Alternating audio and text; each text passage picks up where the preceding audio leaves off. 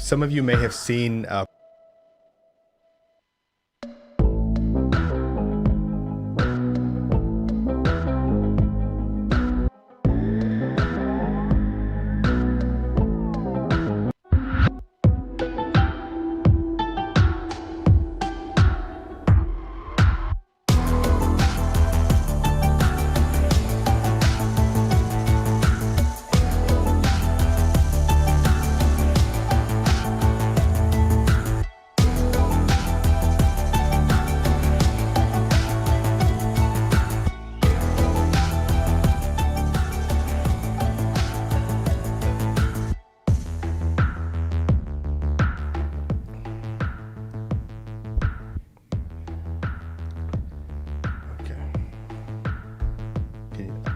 I can't hear anything.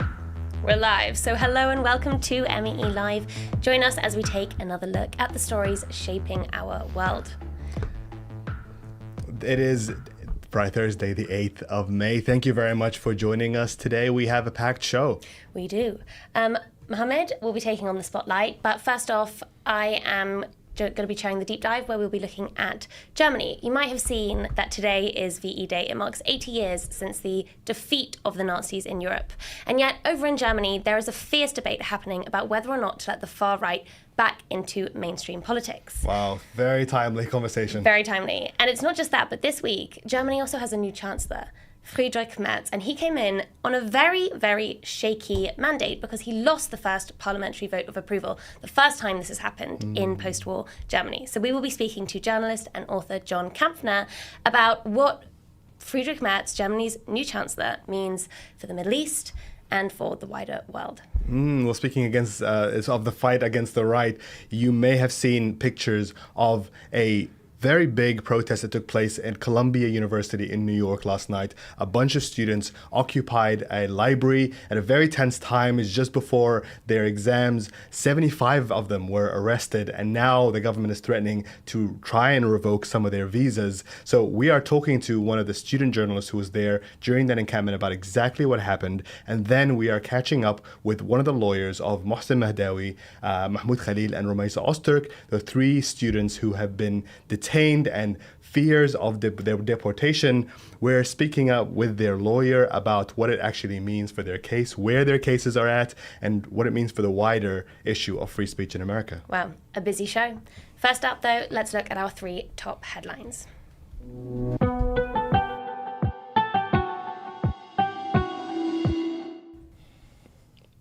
A new investigation into UK arms exports to Israel has revealed that Britain is still sending a wide range of goods and arms even after suspending export licenses last September. Data from the Israeli Tax Authority shows that more than 8,000 separate munitions have been sent from the UK to Israel as recently as March. The munitions fall under a category labeled bombs, grenades, torpedoes, mines, missiles, and small munitions of war, though the details of the exports is uncertain. What it does include are parts for F-35 fighter jets used by Israel's army to conduct airstrikes across Gaza and Lebanon. The report was released by three campaign groups: the Palestinian Youth Movement, Workers for a Free Palestine, and Progressive International, and seems to contradict what the UK government said last year when it suspended 30 export licenses to Israel. That it was largely defensive and civilian technology and not used in violations of international law. The UK Foreign Office told The Guardian that the F-35 program was the exception because of its strategic role in NATO and wider implications for international peace and security. On Wednesday, 24 members of parliament signed a letter urging the UK Foreign Secretary to disclose the details of all arms exports to Israel and immediately halt them. Leicester South Independent MP Shaukat Adam asked Prime Minister Keir Starmer yesterday whether he would take action.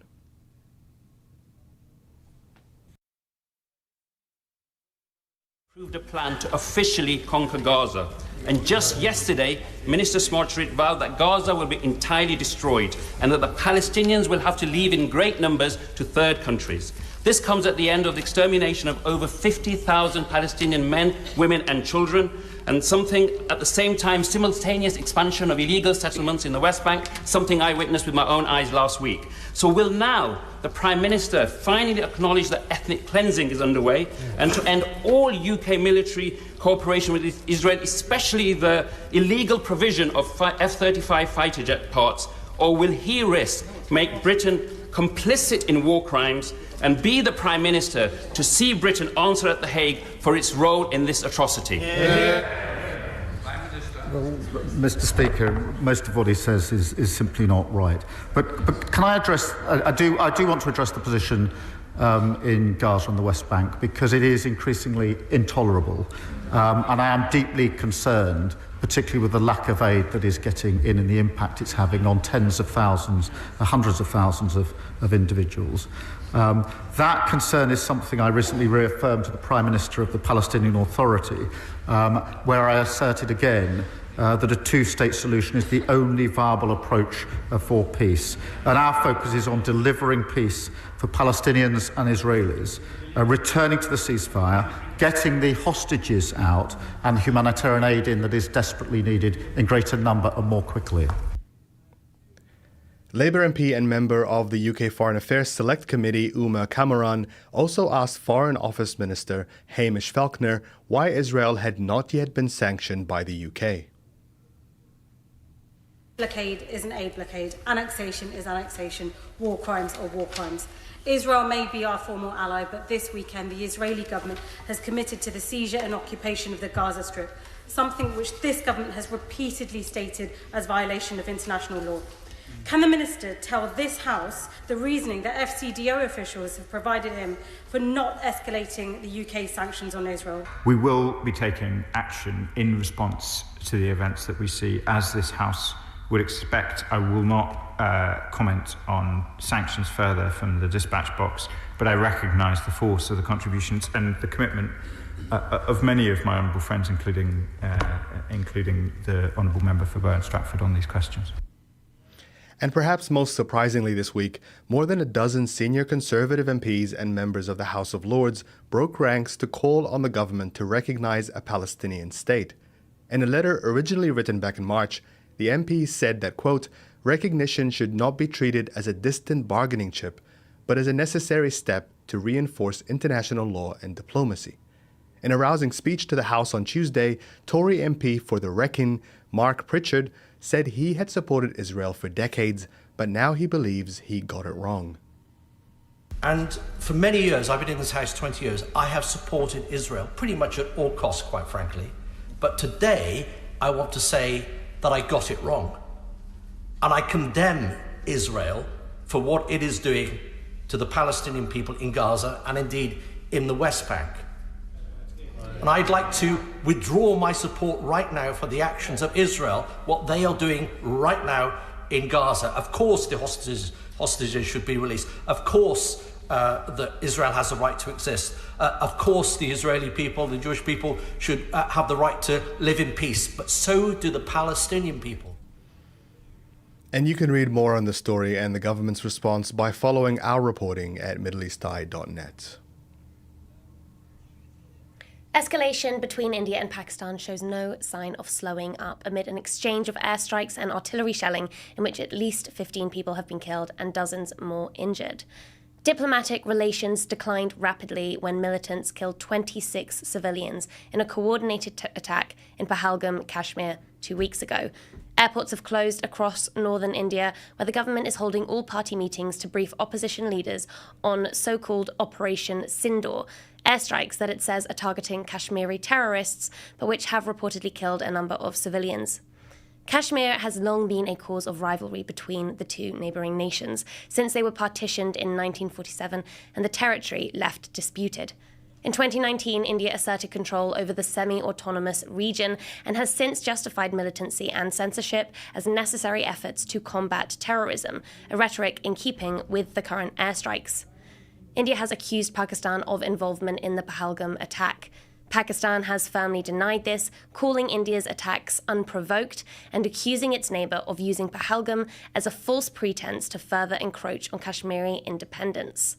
But speaking to MEELive, Kashmiri journalist Jafar said, while the people of Kashmir want both an end to terrorism and due autonomy, war is not in their interests. Needs to go to Kashmir, come to us and ask us that what is it that we want. So there is a broader consensus across Kashmir Valley, because Kashmir Valley is also divided across different social spectrums. There are Hindu people, there are Muslim people, there are people divided across political ideologies. So they want terrorism to end. They want the terrorist act that took place on 22nd of April to be avenged. But no one in Jammu and Kashmir wants war, because we have seen very closely that what does it mean. And once you initiate war, it's not in anyone's hand to bring that to an end. So people are very, very cautious in Kashmir. Hamas has denounced what it calls an attempt by Israel to force a partial agreement through tactics of starvation and genocide ahead of US President Donald Trump's visit to the region next week. On Monday, Israeli officials proposed a partial end to the aid blockade of Gaza that would see the delivery of supplies controlled through Israeli hubs under conditions set by the military. UN aid teams swiftly rejected what they called Israel's, quote, deliberate attempt to weaponize aid. Senior Hamas spokesperson Bassem Naim says Israel seeks to secure the release of Israeli captives with a few days of food and water, but without any guarantees, and stated that Hamas would only settle for a, quote, comprehensive agreement, one that includes a complete cessation of the war and a clear roadmap for the day after. It follows revelations that Israel plans to seize complete control of the Gaza Strip, displace the entire population to a small area of land, and use limited food rations to control the population in an expanded military operation it is calling Gideon's Chariots, that has been unanimously approved by Israel's Security Cabinet. And finally, black smoke rises over the Sistine Chapel for the second day, indicating no decision yet as to who will be chosen as the next pope. A record number of cardinal-elects, 133 in total, began deliberations yesterday at the Vatican to decide who will succeed Pope Francis following his death on Easter. 3 of the last 5 popes were chosen on the second day of the conclave, with the longest in history taking 1,000 days. That was the election of Pope Gregory X in the 13th century, in case you were wondering.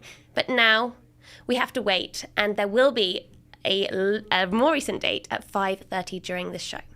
Stay tuned, though, as we find out what Western Europe's newest leader means for the rising tide of far-right nationalism and its potential impact on the Middle East.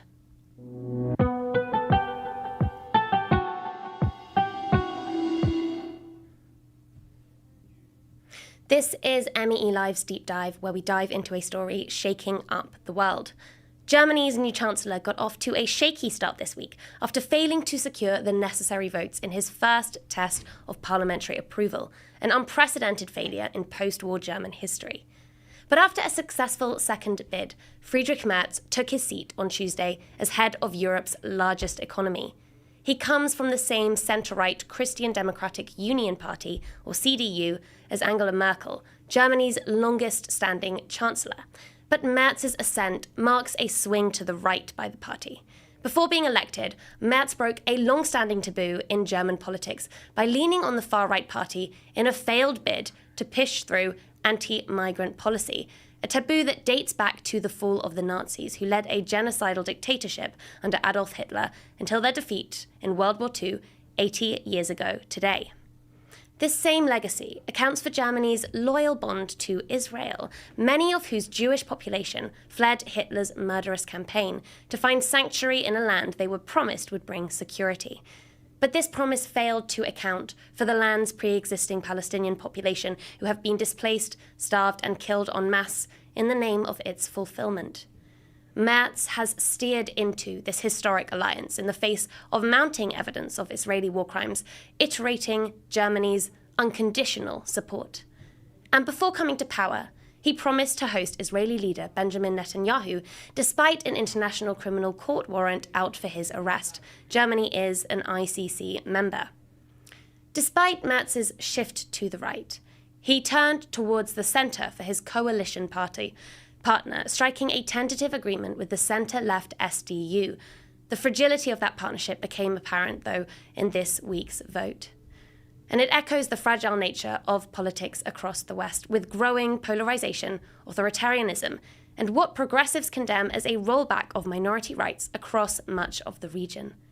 So what does Friedrich Merz mean for the Middle East, migration, and the makeup of Western politics?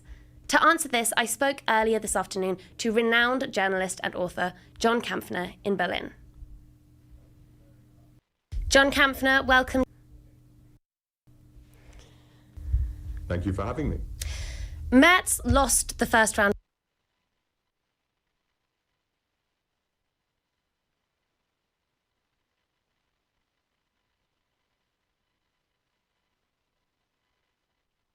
John Kampfner, welcome to MEELive. Thank you for being here. Thank you for having me. Merz lost the first round.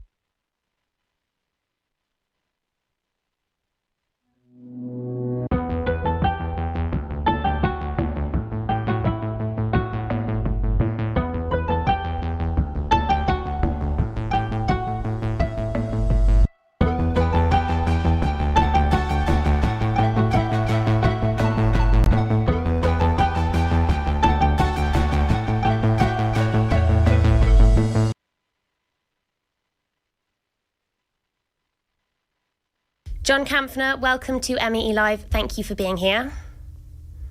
Thank you for having me. Merz lost the first round of votes to confirm his role earlier this week. A pretty rare occurrence and a betrayal by unknown members of his own coalition ranks. Can you quickly tell us what happened?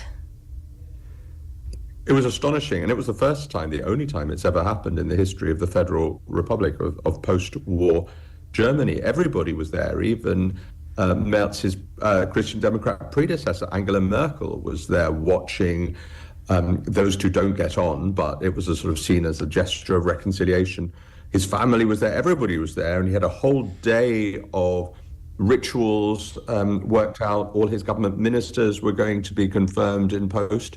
And then, hey presto, he lost, and he failed by some margin. It turned out that 18 members of both his party, the Christian Democrats, and the party they're going into coalition with, the Social Democrats, had voted against him and against the coalition. It was a secret ballot, so we'll never know who did it and who were the so-called guilty parties. And it was pretty much chaos ensued. Who's running the country? Is Olaf Scholz, the outgoing chancellor, still running it for a few more days? What's going to happen? Anyway, a few hours later, lots of hand-wringing, lots of arm twisting and deals behind the scenes. They did have another vote, and he was comfortably confirmed in his position. In one sense, it's a total blot on his copybook, even before he has started. On the other, you could look at it slightly more benignly and say that he's got a reputation, and it's more than a reputation, it's true, for being a pretty acerbic, difficult character. Will this sort of jolt him into understanding that politics has to be a little bit more collegiate, a little bit more emotionally intelligent than sometimes he shows? And will he learn from that also that he's got a lot of work to do to get legislation through to change the country, to make sure this coalition is stable? Thank you. One of the things that we want to understand about what this new chancellor means for the world is what he means regarding the conflict in Israel and Gaza. Earlier on today's show, we heard Israel's Security Cabinet has approved plans for the conquest of Gaza. In the past, Merz has iterated unconditional support from Germany to Israel. Will anything make him waver in his support for Israel? And what is that support likely to look like? Frankly, I don't think it will, but I don't think it's particularly an issue that has his stamp on it. Germany, after the war, saw, with the whole issue of what's called memory culture, and another German term which means, and I'll use the German, Vergangenheitsbewältigung, which basically means coming to terms, dealing with your history. So Germany has always reserved a special place because of its Nazi past for Israel. However, it was also critical in the past. What happened in 2007 was that Merkel went to the Knesset, the Israeli parliament, and declared that the survival and the prosperity of Israel was part of Germany's reason of state. In other words, it was inviolable. Nothing could be done to challenge that. And so after October the 7th, the line, I think, that really struck most with many Germans, particularly the politicians, was that this was the single biggest killing of Jews anywhere since the Holocaust on a single day. And that, of course, in a country that feels very fragile about this subject, struck home. Now, what then happened was that Netanyahu deciding to go on the rampage, pretty much obliterating Gaza and all the issues that are, to put it mildly, questionable in international law. Successive German governments, Olaf Scholz's last government, and this one, will have sort of been forced to adopt an approach towards Netanyahu of hear no evil, speak no evil, and conflating criticism of Netanyahu with anti-Semitism. This isn't where a lot of German public opinion is, but it's a sort of issue that, unlike the Ukraine war, where the Germans are kind of almost quite comfortable in picking who they regard as the perpetrator, the Russians, and the victims, the Ukrainians, they would almost wish the Gaza conflict and everything that's happening would go away. So I think you will hear forthright support for Israel from Merz, but at the same time, he will be desperately hoping it doesn't define his government. It is true that Merz's position on Israel is largely in keeping with Germany's historic legacy, but Germany is also a member of the International Criminal Court, and Merz did ruffle some feathers within his own parliament when he declared shortly after the election that he would basically deny the ICC arrest warrant out for Netanyahu's arrest and make sure Netanyahu has a state visit to Germany without being arrested. Is he likely to follow through with this? It's such an interesting question, and if he does, and if Netanyahu does come to Germany, I think it will be incendiary in the sense that there will be demonstrations, the likes of which there are already pretty big demonstrations on this issue, but I think they will be unprecedented in their vehemence and in their size. At the same time, as you point out, it puts Germany at loggerheads with the court, and Germany absolutely, alongside, in a sense, its position is contradictory. It sees its support for Israel as inviolable. But it also, Germany loves to tell people all the time that the one thing on which the whole raison d'etre of this country post-Nazi era stands on is adherence to the rule of law. So how does Germany reconcile itself with that? I get the sense that the Germans will kick that can down the road and will do everything they can for that situation, for them not to be confronted by that situation. Now, within Germany, the AfD, Alternative for Deutschland Party, is a growing force. It did surprisingly well maybe not surprisingly well, but shockingly well in terms of historic precedent in the general election earlier this year. Kampfner, in some of your literature not that long ago, you demonstrated how unlikely it seemed that the far right would ever return to mainstream politics in Germany in the wake of the Nazis. But that is, of course, happening, and not without controversy. Last week, a over 1,000-page report by Domestic Intelligence classified the group as an extremist group on the basis of it being, quote, racist and anti-Muslim. That raised debates about whether to ban the party. Just today, that decision was suspended, but I think it goes to show how much of a threat this incoming group poses to the sort of fabric of German politics. Can Merz contain this rising tide of far-right sentiment, particularly given the fraught start to his chancellorship? Yeah, I mean, the first thing I would say is that I don't believe there is anything particularly German about the rise of the far right or the alt-right. Britain has, in Reform UK, a party running roughly at the same amount, 25, 27, 28%. In France, the National Rally under Marine Le Pen is doing extremely well and is knocking on the door of power. You could do a tour d'horizon of all of Europe, and we're not even talking about the United States and Donald Trump, where parties are either in power or are very close to power or are sharing power. So it is everywhere, this populist resurgence on the far right.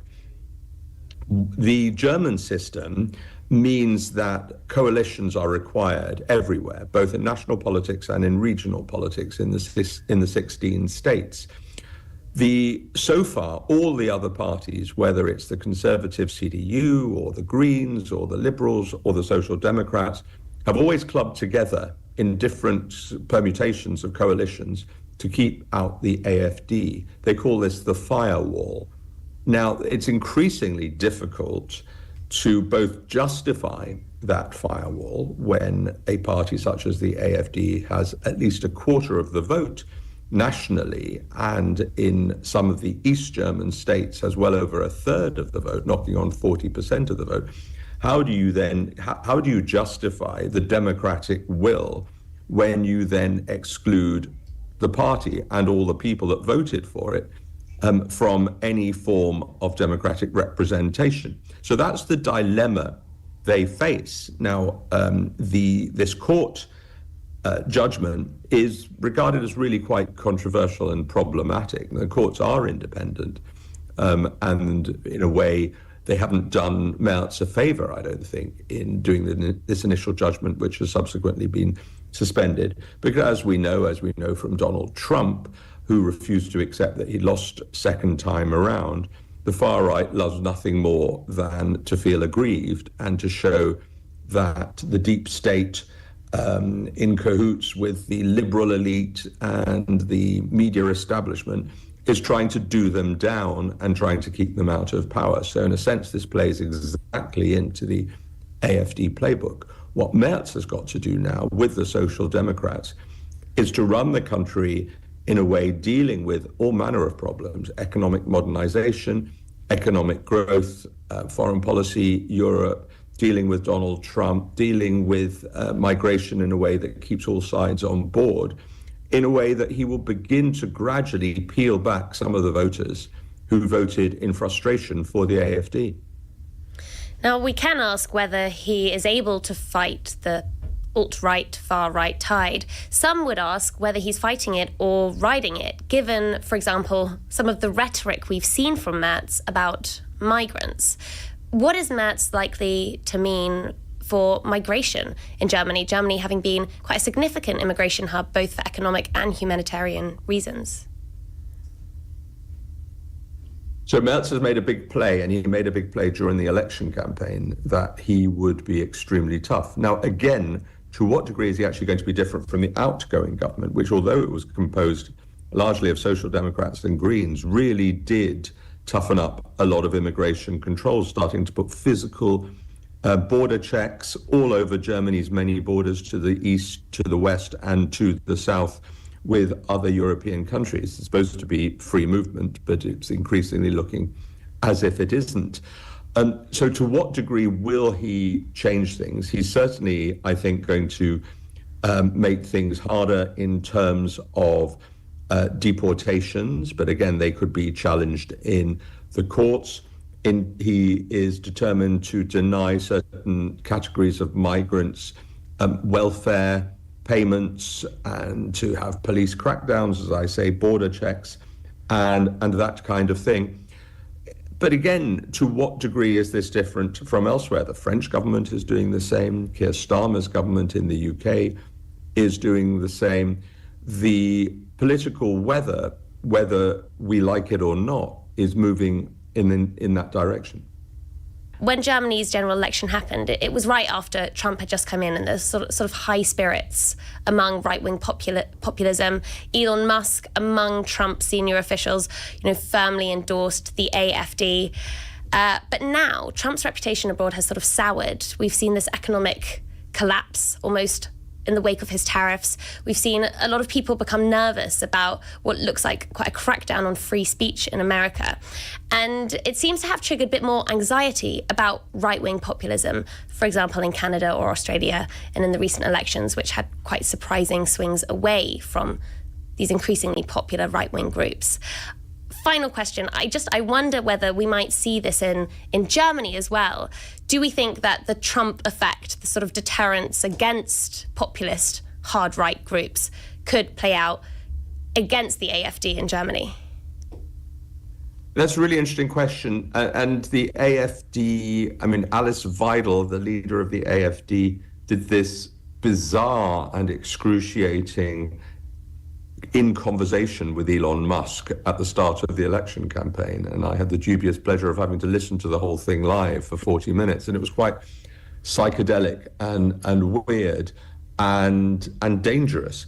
But the AfD are in a pickle. Certainly, so far, it hasn't showed itself up in the opinion polls. But Germany's never been, it's been very reliant on America militarily, but it's always had, a bit like France has had, it's always had a pretty double-edged relationship with America. It doesn't like an overbearing America. And so for a party to be so heavily endorsed by the American far right, will that or will it not help them in the future?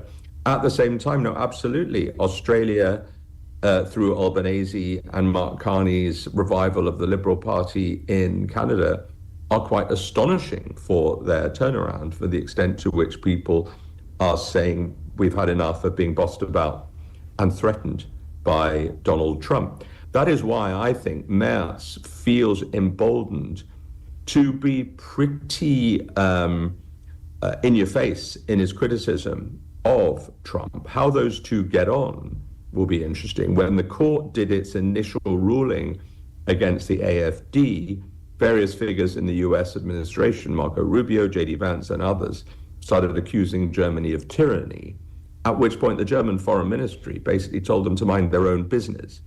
It's a kind of interesting face-off, and how that develops in coming days, weeks, and months will be one of the most interesting aspects of German policy. Absolutely. Plenty to think about in those answers. John Kampfner, thank you for all of your insights. Thank you.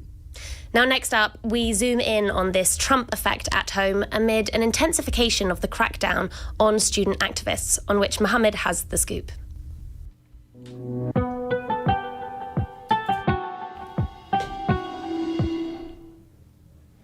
Welcome back. Before we get into the nitty-gritty of what's happening over in the US, we have some breaking news. Isn't that right, Matilda? We do. Within moments of saying that black smoke earlier today meant no new pope, yet white smoke was seen, which means that the 133 cardinal electors gathered in the Sistine Chapel have elected a new pope. Incredible. We don't know who he is yet, but we can expect to see him appear in the balcony overlooking St. Peter's Square within the next hour, when the senior cardinal will confirm his appointment with the famous words Habemus Papam, which means in Latin, do you know, Mohammed? I have no idea. It means, you don't speak Latin? I know, I'm rusty. It means we have a new pope, and he will introduce the new leader with his chosen papal name. Now, as we've talked about here at MEELive, the late Pope Francis left a legacy across the Middle East with his building of interfaith relations and his steadfast solidarity with the people of Palestine. So to find out whether the new Pope will continue this legacy, be sure to keep up with our reporting at middleeasteye.net. I mean, stick around. We might get an answer by the end of the show. Oh, promises. Indeed. But for now, Mohammed, over to you and what's happening in the US. Thank you, Matilda. Now, the standoff between the Trump administration and students continues to escalate, with the White House using every lever of power to shut down pro-Palestine activism. It's happening in the courts, in the media, and of course, on campuses. Last night, dozens of students at Columbia University were arrested and threatened with deportation following the largest pro-Palestinian campus action since last year's encampment protests. More than 70 students were cuffed and arrested by NYPD police officers after staging a sit-in inside Columbia's Butler Library. Students told us they were prevented by campus security from leaving the library unless they agreed to scan their student IDs, while administrators accused the demonstrators of endangering the safety of other students preparing for their final exams. Columbia University's acting president, Claire Shipman, released a video statement saying she was present when police arrived and said their actions were orderly and limited. I'm deeply disturbed at the idea that at a moment when our international community feels particularly vulnerable, a small group of students would choose to make our institution a target. There's a line between legitimate protest and actions that endanger others and disrupt the fundamental work of the university. Today, that line was crossed, and I have confidence the disciplinary proceedings will reflect the severity of the actions. But a Columbia student journalist present inside the library captured the arrests on her phone and says a number of students were injured during scuffles with security and the police. We're outside of Columbia University, where dozens of students were arrested for staging a pro-Palestine protest inside a library. At 3 p.m., over 100 students entered a room in Butler Library and renamed it the Bassett and Ida's Popular University, where they shed light on the atrocities in Gaza. Immediately after, campus security shut the doors, preventing anyone from coming in, including student press, and prevented anyone from leaving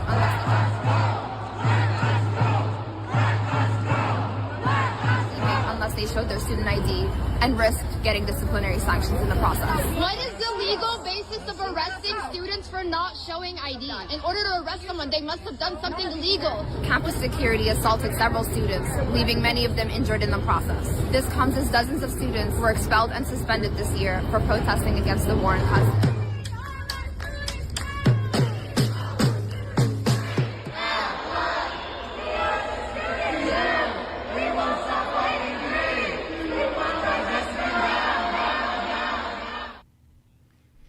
And you may wonder why the protests at Columbia all have their faces covered, something that the university has now banned at the behest of the White House.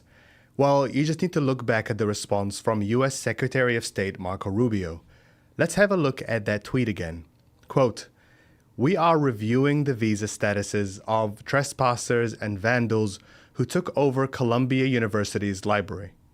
Pro-Hamas thugs are no longer welcome in our great nation." Unquote.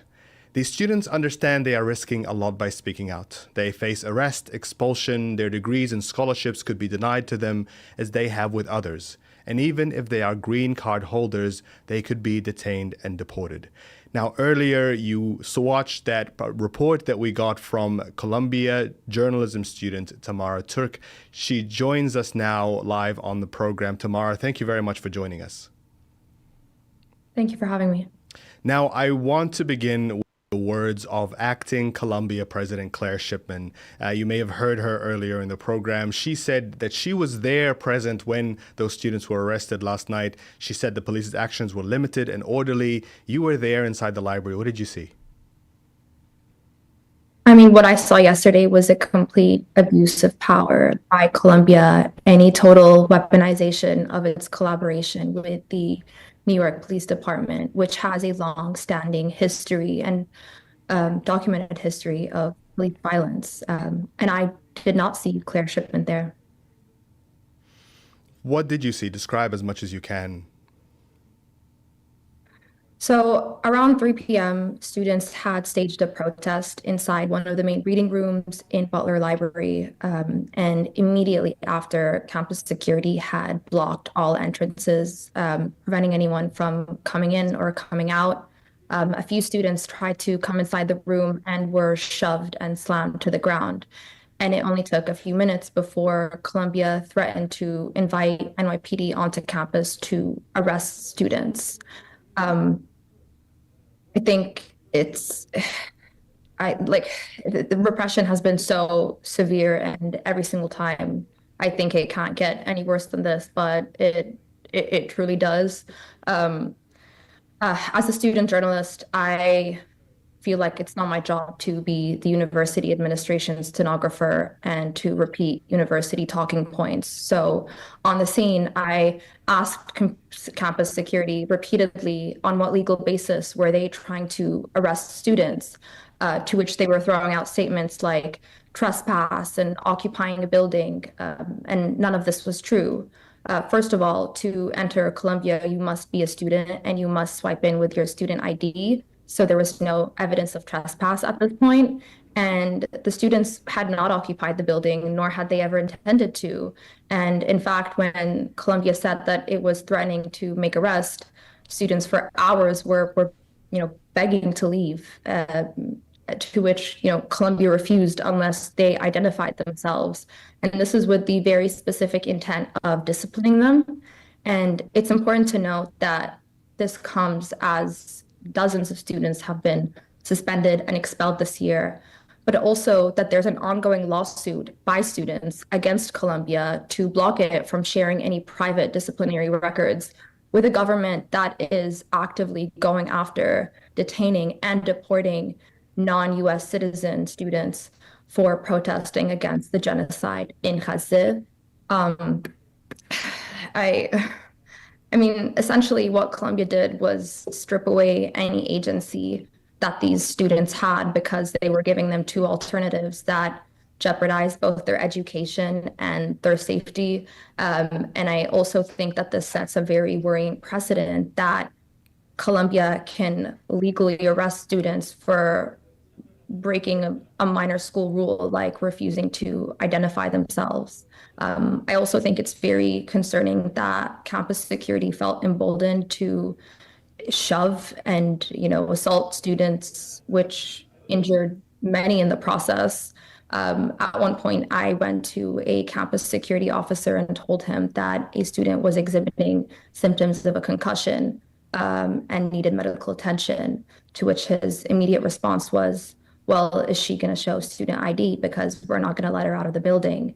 And so, I mean, essentially withholding medical attention from a student that they had injured because they were so intent on cracking down on pro-Palestine activism.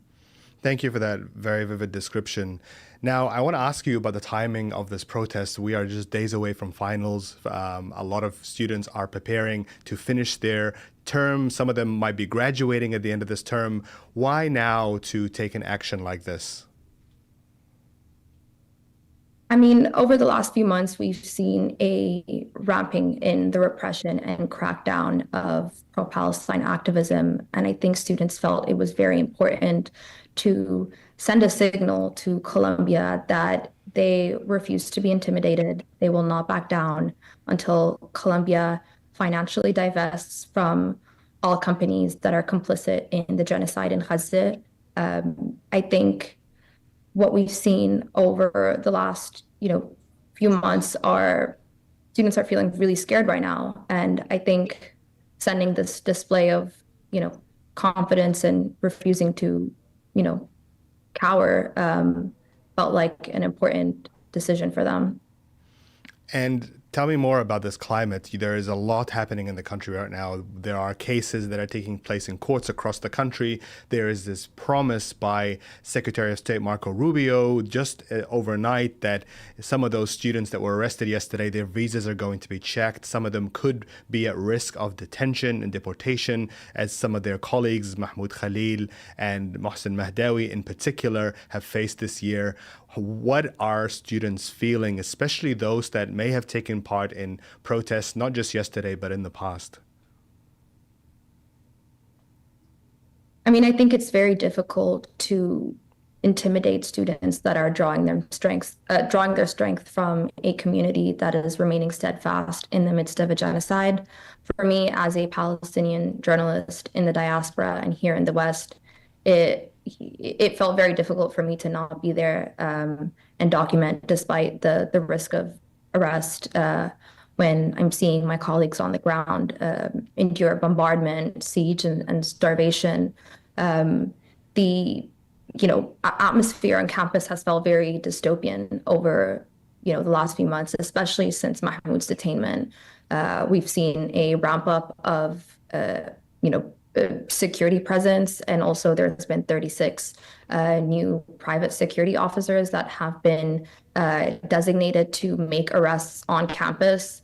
The surveillance is also ramping up in that we've had a private investigator show up to a student's home.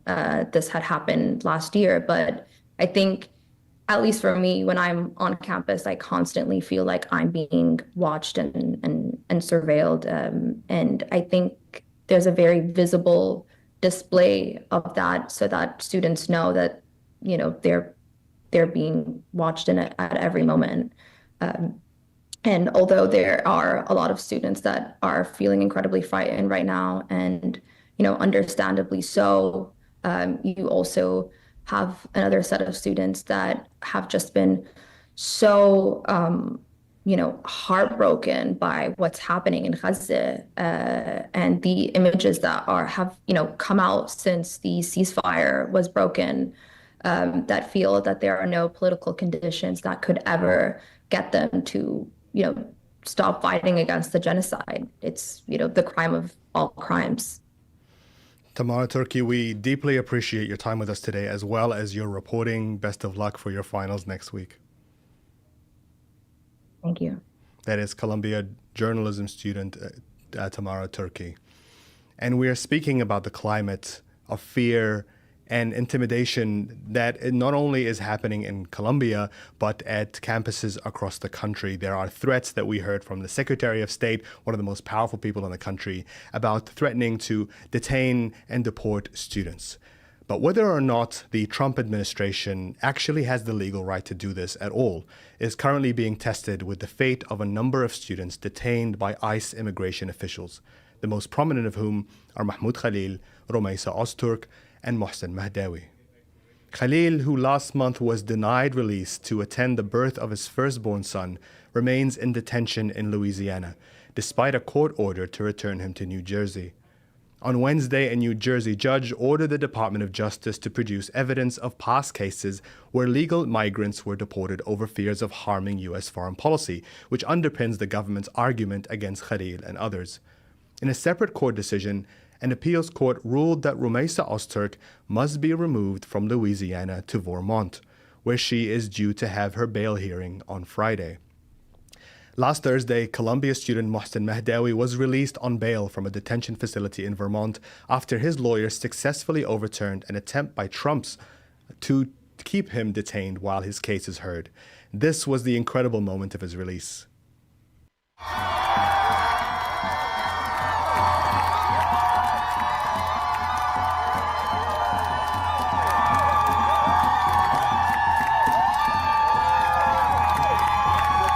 To me, they arrested me. What's the reason? Because I raised my voice and they said no to war, yes to peace. Because I said enough is enough to President Trump and his cabinet. Yes. I am not afraid of you. Yes!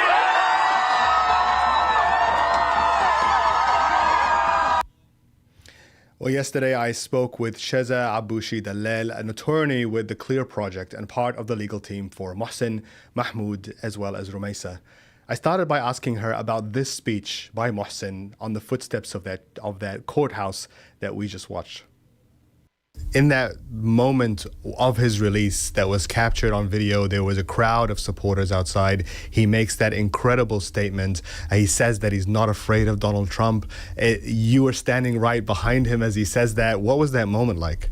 It was incredible. It was incredible. I mean, it's a real testament to what his priorities are and what this is about for him, and also to the incredible, overwhelming community that he has, and community both in Vermont and I think around the country that are just so invested in our abilities to take positions that challenge the United States government and challenge the governments allied with the United States, without risking the punishment that Mohsen and his other peers and other clients of ours are currently suffering.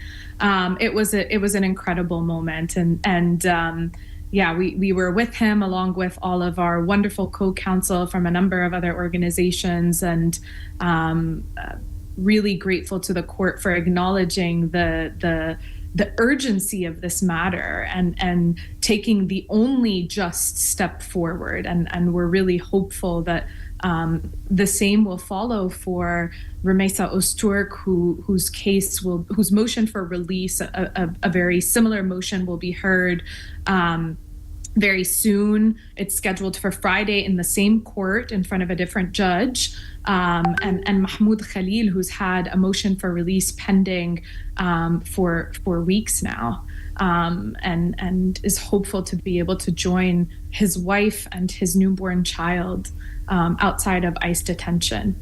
Now, one of the things about Mohsin's case is that unlike the other two and unlike others like Badr Khan, Suri Khan, he was not moved to Louisiana. There was a judge that stopped him from being shifted to Louisiana.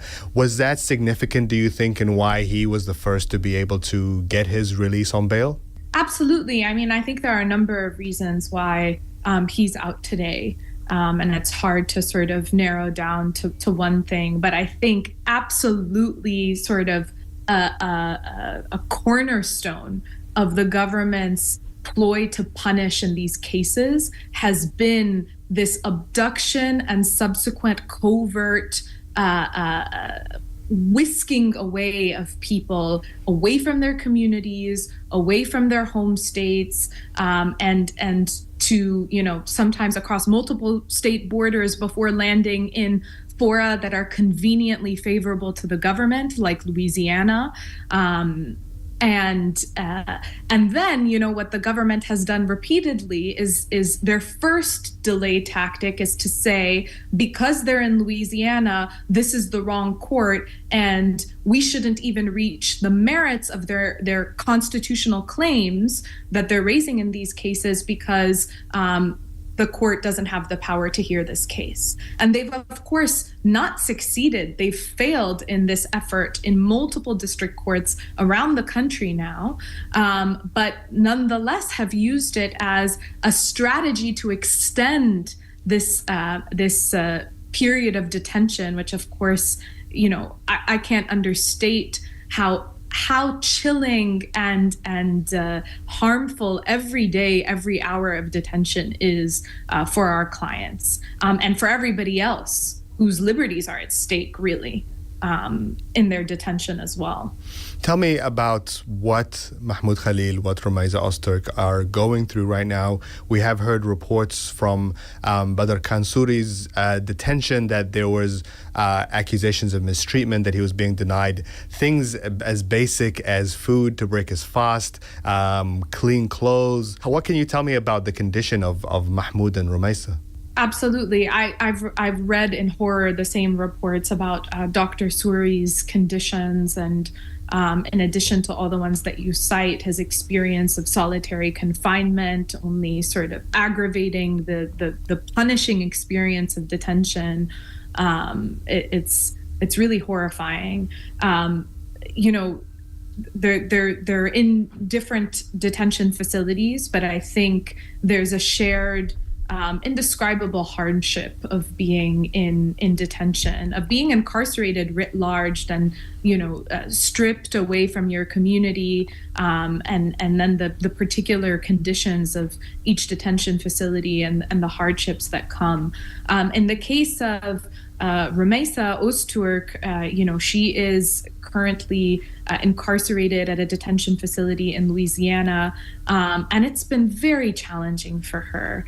I think details of this have come up in the briefing in her court cases, but she suffers from asthma attacks, and those asthma attacks have only increased in frequency as well as duration and the time that it has taken her to recover from them. Her most recent asthma attacks have lasted as long as 45 minutes. And of course, for somebody who lives with that type of chronic condition, what you need is fresh air and ventilation and medical care and access to all that comes with that. And instead, she is sharing close quarters with very poor ventilation, majority of the day with more than 20 other women in a small space.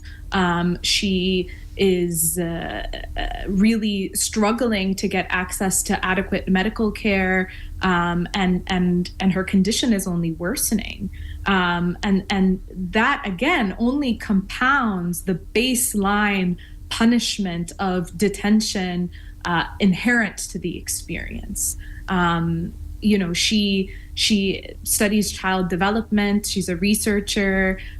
She is really devoted to her studies. And I think everybody from her academic community and surrounding has spoken to that fact. She's currently unable to continue those studies, unable to be surrounded by her academic community, and that is a another compounding pain of the experience. In Rumeysa's case, just by way of update, she has a motion for release that is scheduled to be heard by District of Vermont federal judge on Friday. And the hope is that the judge will move justly to have her released from detention. She's now spent 6 weeks detained for publishing an op-ed in her school paper.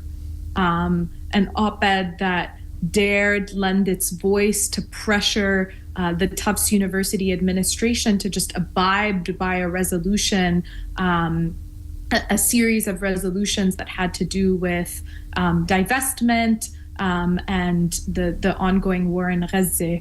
And she sits behind bars today as punishment for that op-ed, which is a really unacceptable thing. And let me ask you about Mahmoud Khalil. Yesterday there was a victory for your team. There was another kind of block along the way towards getting that case heard in New Jersey. But he's also somebody who is a new father. The birth of his son just days ago now happened without him being there. You are in touch, no doubt, with his wife, Noor. How is she? How is the baby? And of course, how is Mahmoud? Yeah, that's right. I mean, it feels like every day in these cases, and certainly in Mahmoud's, we wake up to news of a new delay tactic by the government, a new strategy or old strategy renewed to block the case from being heard on its merits. So the substance of the case to be heard, which I think is clear indication of the government's fear of actually contending with the very real and substantiated constitutional claims that Mahmoud and others are raising in these cases. And so, as you say, we had a victory yesterday. One of the most recent attempts at delay that the government made is seeking permission to appeal a decision on what the right court to hear his challenges was up to the Court of Appeals Third Circuit. And the Third Circuit yesterday denied hearing that appeal. They denied permission. And so the case proceeds, and still in front of the judge in New Jersey is his request to be released throughout the pendency of this litigation. And his very important constitutional claims, again, around the punishment that he's experiencing for having dared advocate for the Palestinian people and their liberation and their lives. As you note, his wife, Dr. Noor Abdullah, gave birth, I think, just under 2 weeks ago. And they had their newborn, healthy child. But unfortunately, and I really can't I can't say enough what a heartbreak this is. Mahmoud couldn't be there with his wife, Dr. Abdullah, and to witness the birth of his first child, their first child. And he hasn't yet been able to see his child, meet his child, be with his wife in the first few days of their co-parenting, so that they might do this together, so that he might experience his child, and those first few days and weeks of parenting. It is profound punishment. And I can't say that enough. These cases, and I think in particular Mahmoud Khalil's case, has been treated by the government as something with a very high stake attached to it. They are investing a lot of effort, a lot of money into making sure that this case is successful for them, because it feels, as you mentioned, like it is embodying something much larger that is happening in the country right now. What do you think is at stake for not only these three individuals and the others that have also been detained, but generally for the larger pro-Palestine movement, for dissent in America, for free speech, and for citizenry itself? It's as simple as this. What's at stake is the ability to dissent. It's the ability to challenge our governments, to hold them accountable to the rule of law, to international law. That's what's at stake for everybody, not just for non-citizens. For non-citizens, for visa holders, for green card holders, for citizens too. I mean, you cannot denigrate the promises and protections of the First Amendment for just one population. When you do that, you do it for all. That's how the First Amendment works. And that's what is at stake here. I think Mahmoud Khalil's case in particular, the government has said, this is the blueprint. This is their blueprint on how it is and how far they can take punishing people because they dare challenge the Trump administration's policies and top-line positions in the United States and abroad. And so the stakes are huge for advocates for Palestinian liberation and for folks who have been for the past nearly 2 years now protesting and lending their voices and their pens and their word and their expressions of all kinds to the Palestinian and people in Gaza opposing the genocide, right? And we're not talking about a movement of non-citizens alone. We're not talking about a small group of people who are advocating in a corner on their own. We're talking about a growing majority opinion in this country and not one that can be deported, right? And so this whole movement of people that have been fighting against the genocide in this country and against the United States' fundamental allyship in enacting the genocide, that's at stake. But it's not going to stop there. Like I said, you can't cabin the type of assault on the First Amendment and its protections to one organizing community, activist community, to one cause, to one subset of people in this country, non-citizens. It will impact everybody. That was Sheza Abushi Dalal, staff attorney with the Clear Project. Now, before we wrap up the show, Matilda, do we have a new pope? We do not yet know who the new pope is. All of the eyes are on that balcony over St. Peter's Square. He has not yet emerged. He will emerge any minute, and I can tell you the Catholic WhatsApp chats are going wild. They are going off. A lot of people are very excited for this new leader. I'm excited. A few people have got money riding on it as well. I bet. So, yeah, I mean, that's news that will be announced any minute now, but I think we will have to wrap before we find out. I think that is all the time we have for you tonight. But before we lose you, we want to hear from you. Please do send in your thoughts. You can, of course, comment on the YouTube, but you can also send us messages on social media at Middle East Eye, and you can email meelive@middleeasteye.net. Make sure you turn on those notifications so you know exactly when we're live, which is every Tuesday, every Thursday, 5 p.m. if you're in London, 12 p.m. if you are in New York. See you then.